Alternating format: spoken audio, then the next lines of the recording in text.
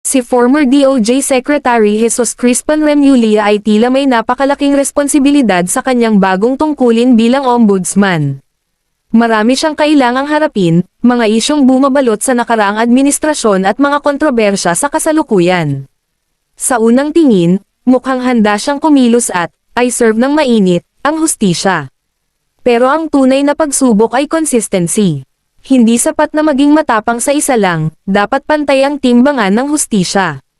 Kung kaya niyang panagutin ang mga Duterte, dapat kaya rin niyang imbestigahan ang mga isyu na kinasasangkutan ng mga kaalyado ng Marcos administration.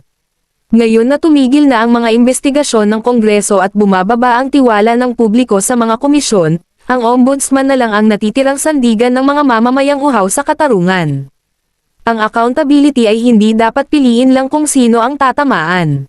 Hindi dapat maging sandata ng pamumulitika ang opisina ng ombudsman.